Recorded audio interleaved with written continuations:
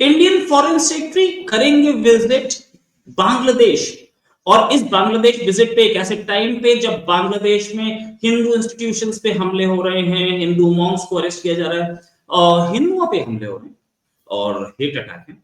और ऐसे अटैक्स के इंडियन इंटरेस्ट के खिलाफ भी अटैक्स हो रहे हैं, इसमें कोई शक नहीं। हम ऐसे टाइम पे देख रहे हैं कि इंडियन फॉरेन सेक्रेटरी की विजिट होने वाली है बांग्लादेश। क्या हो सकता है और हम क्या करने जा रहे हैं। साथ में नेपाल के प्राइम मिनिस्टर विजिट करेंगे, चाइना, हम उस पर भी बात करेंगे। लेकिन हमारे साथ इस समय बात करने के लिए हैं मेजर जनरल अश्विनी सिवाच। एक लंबा अरसा इन्होंने अपनी जिंदगी का एक लंबा अरसा इन्होंने देश की सेवा में दिया इंडियन आर्मी में। और अब आर्मी की जॉब से रिटायरमेंट के बाद भी लगे हैं देश की सेवा में, बहुत सारी चीजों पे काम कर रहे हैं। सर बहुत बहुत स्वागत है आपका हमारे शो में। सर एक चीज कि Indian foreign sir Indian foreign secretary की जो विजिट है जो बताई जा रही है बांग्लादेश होगी, वो उसको आप कैसे देखते हैं।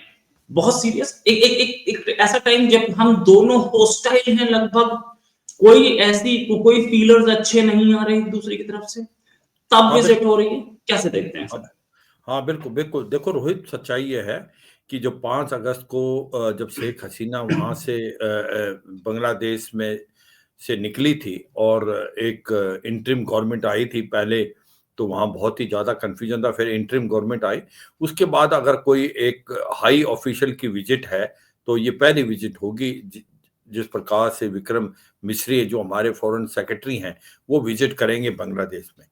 और आज जो हालात हैं बांग्लादेश के और भारत और बांग्लादेश के जो रिलेशनशिप है वो बहुत ही ज्यादा अच्छे नहीं है।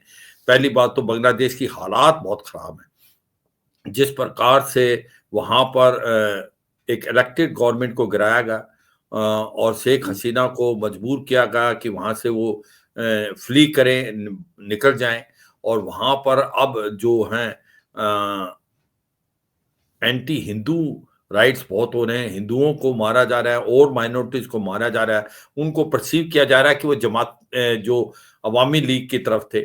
और आज जमात इस्लामी बहुत ज्यादा सक्रिय हो रखा है, जो कि प्रो पाकिस्तान है। 1971 के वार में भी उसने पाकिस्तान का साथ दिया था। और सच्चाई यह है कि जो हिंदू मॉन्क्स हैं, जो इस्कॉन के मेंबर्स हैं, उनको जेल में बंद कर दिया गया है। जो सबसे बड़ा लीडर है इनका जो कृष्णा दास, चिमनॉय कृष्णा दास, उसके ऊपर सेडिशन के चार्ज लगाए। तो सच्चाई ये है, एक बहुत ही नाजुक स्थिति पैदा होगी है बांग्लादेश के अंदर। बांग्लादेश के माइनॉरिटी जो हैं वो सेफ नहीं हैं।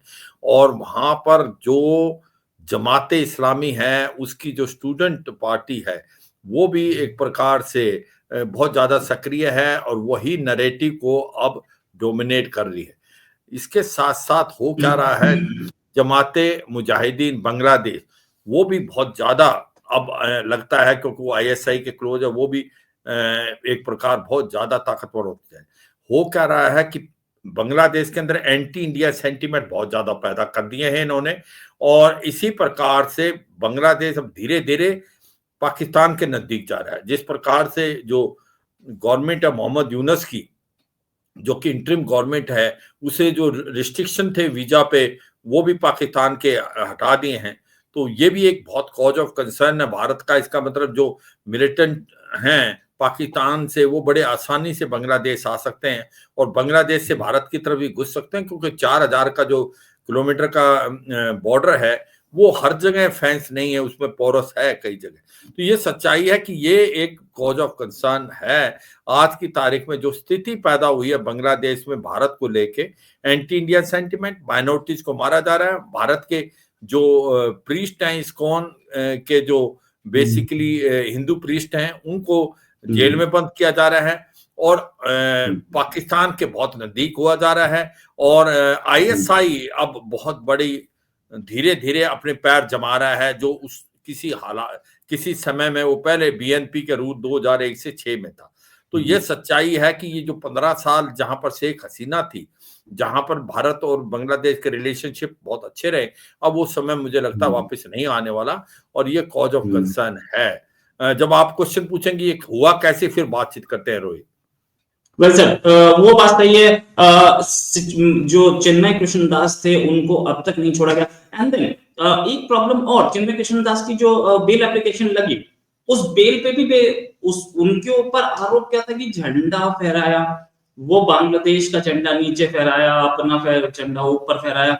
ऐसा तो कई आईएसआईएस के झंडे और तालिबान के झंडे पाकिस्तान में, बांग्लादेश में 25 बार फहराए गए, उनके खिलाफ कोई एक्शन नहीं लिया गया। लेकिन चिन्मय कृष्णदास की बेल लेते हुए जज ने अपने आप को रेस्क्यू कर लिया। जज को कहीं डर था कि उसे मार दिया जाएगा।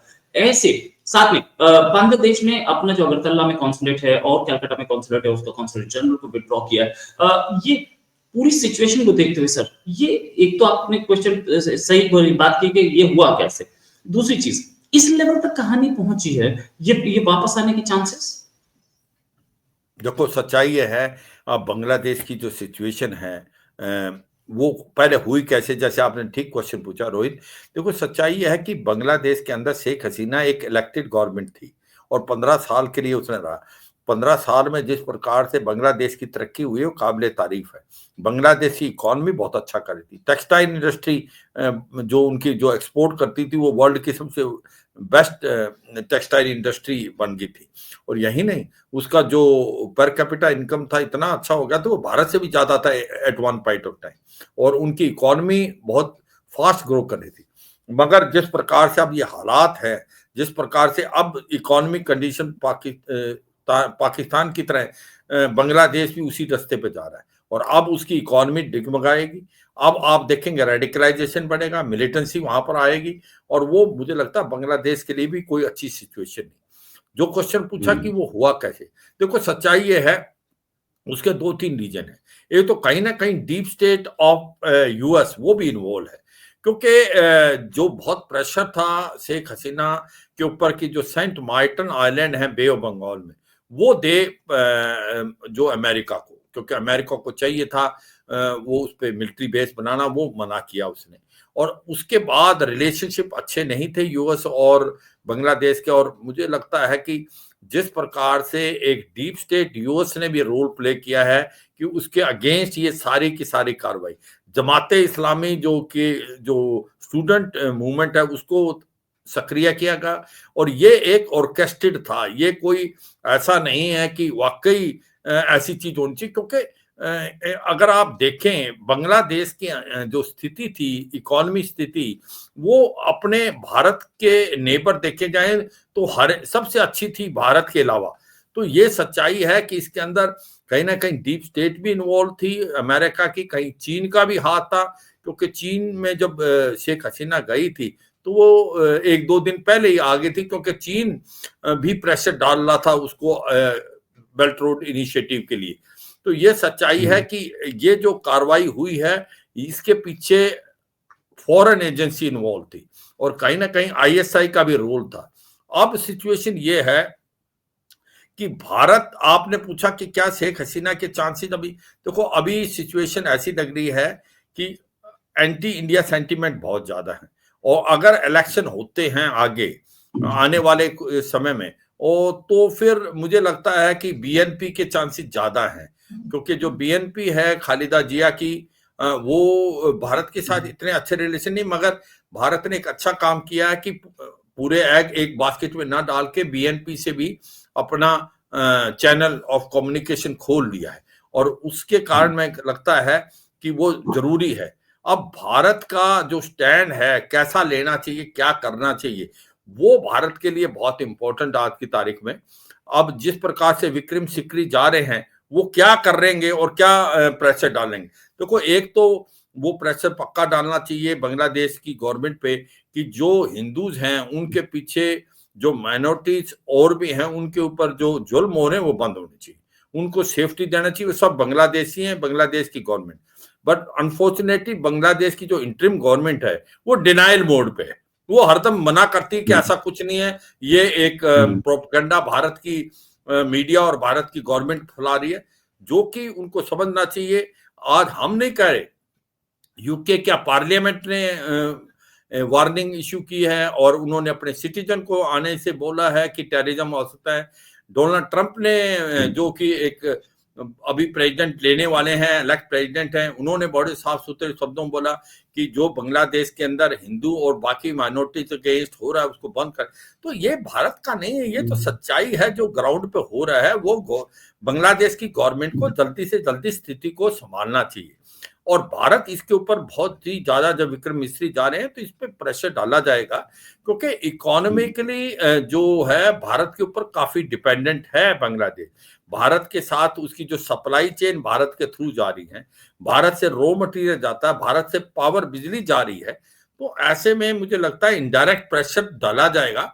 मगर एट द सेम टाइम हमें ऐसा कुछ नहीं करना चाहिए जिससे भारत और बांग्लादेश के रिश्तों में और खटास आए, क्योंकि सच्चाई है कि ये मान के चलो कि बांग्लादेश एक भारत का नेबर है, और अगर हमारा नेबर हमारे से निकलता है तो वैक्यूम क्रिएट होती, तो पाकिस्तान इसको एक प्रकार से पूरा इसका इस्तेमाल करेगा। अब हम देखते हैं कि बांग्लादेश पहले क्या था और अब क्या हुआ 15 साल में। देखो, भारत के जो नॉर्थ ईस्ट की मिलिटेंसी थी उसमें सबसे ज्यादा हाथ था बांग्लादेश का, क्योंकि ये जितने भी मिलिटेंट ग्रुप थे, एनएससीएन था, उल्फा था, एनडीएफबी था, एनएससीएन एमआई, दोनों इनके चिटागोंग में बेसिस थे और ये ऑपरेट करते थे नॉर्थ ईस्ट से। पहले कुछ एक बेसिस इनके एनडीएफबी के और उल्फा के भूटान में थे, वो 2000 के अंदर हमने बस्ट किए भूटान की आर्मी के साथ, और उसके बाद ये चिटागोंग हिल्स के अंदर शिफ्ट हो गए थे और ये वहां से ऑपरेट करते थे। और नॉर्थ ईस्ट के अंदर जो मिलिटेंसी का रीजन ये ज्यादा था। मगर जब से शेख हसीना गवर्नमेंट आई थी 15 साल से, उन्होंने ये मिलिटेंसी के जो भी बेसिस थे उनको बंद कर दिया, उनके आतंकवादियों को भारत के हवाले कर दिया जो मिलिटेंट ग्रुप थे, और एक शांति का माहौल नॉर्थ ईस्ट में अगर आया है तो उसमें शेख हसीना का एक बहुत बड़ा पॉजिटिव रोल था। तो अब ये उल्टा हो सकता है, अब वहां पर दोबारा मिलिटेंट ग्रुप को ये बेसिस दे सकती है अभी बांग्लादेश की इंटरिम गवर्नमेंट भी, और आने वाली एक आईएसआई अब अपना गढ़ बनाएगा, एक जमाते इस्लामी जो कि 2001 से 2006 तक बीएनपी का वो पार्टनर था, गवर्निंग पार्टनर, क्योंकि जमाते इस्लामी लोगों को समझ आना चाहिए वही ग्रुप है जो कि प्रो पाकिस्तान था इवन इन 1971 वार।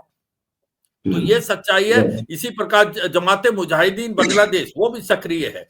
तो ये सच्चाई है कि ये अभी भारत को बहुत चौकन्ना रहना पड़ेगा जिस प्रकार से आईएसआई करेगा, और इन्होंने वीजा जो है को बड़ा रिलैक्स कर दिया पाकिस्तान में। इसका मतलब पाकिस्तान से जो आतंकवाद, मिलिटेंट्स और हथियार आने आसान होंगे और उधर से भारत में आना है। तो भारत को चौकन्ना रहने का 4000 किलोमीटर का बॉर्डर है। इसीलिए हमें कुछ ऐसा नहीं करना है कि हमारे रिश्ते और खराब हो, हमें इन रिश्तों को सुधारना है। और इसीलिए भारत चाहेगा कि भारत अगवा करे, उनको वार्न करे, एट द सेम टाइम ऐसा कुछ नहीं करे जिससे जो रिलेशन है उसमें और खटास आए, एंटी इंडिया सेंटीमेंट बढ़े। क्योंकि भारत के लिए जरूरी है बांग्लादेश से अच्छे रिलेशन रखना, क्योंकि भारत का नेबर है और बहुत इंपॉर्टेंट नेबर है, और नॉर्थ ईस्ट की जो पीस इसके ऊपर फलक्रम में है, और नॉर्थ ईस्ट की कनेक्टिविटी भी बांग्लादेश के थ्रू है। तो ये मुझे लगता है बहुत बड़ा चैलेंज है, भारत को सोच समझ के चलना है। और मुझे लगता है विक्रम मिस्री जब जा रहे हैं फॉरेन सेक्रेटरी, ये बातचीत होगी। रोहित, राइट सर, एक चीज और मतलब भारत ने जो धमकी दी थी या बोलिए धमकाया था कि हमारी शेख हसीना को कुछ ना हो, हमारी नहीं, मतलब उनकी अपनी थी, लेकिन शेख हसीना, क्या उसी तरीके के लहजे पे फिर से बात हो सकती है कि वो कि हमारे हिंदुओं को कुछ ना हो? हाँ देखो, बिल्कुल अभी भारत को बड़े तरीके से, क्योंकि डिप्लोमेसी के अंदर कई चीजें होती हैं, प्रेशर भी डालना पड़ता है, बैक चैनल डिप्लोमेसी चलती है, वो बताया जाता है कि अगर आप जो प्रोटेक्शन नहीं देंगे माइनॉरिटीज को और हिंदूज को, देखो सच्चाई ये है कि ये कोई नई बात नहीं है बांग्लादेश में। मैं अपने व्यूअर्स को बताना चाहूंगा, जब बांग्लादेश ईस्ट पाकिस्तान था और 1947 में वो ईस्ट पाकिस्तान का हिस्सा था, तो वहां पर 23% हिंदू थे, और जब 1971 तक जब वो बांग्लादेश बना तो वहां 14% रह गए थे, और अब वहां पर 7.3 और 4 के करीब है। तो वो हिंदू गए कहां? या तो उनको मार दिया गया, या उनको कन्वर्ट कर दिया गया या वो भाग गए। और यही स्टोरी पाकिस्तान की है। वहां 22% थे, आज घट के वो 1.7% रह गए, वहां ज्यादा स्पीड से मारे गए। तो ये सच्चाई है, बांग्लादेश के अंदर ये चीज तो शुरू से ही थी, और मगर अब उसमें बढ़ोतरी होगी और एंटी इंडिया सेंटीमेंट बढ़ेंगे। हिंदूज जो है वहां पर वनरेबल फील करेंगे, हिंदूज भारत की तरफ आने की कोशिश करेंगे।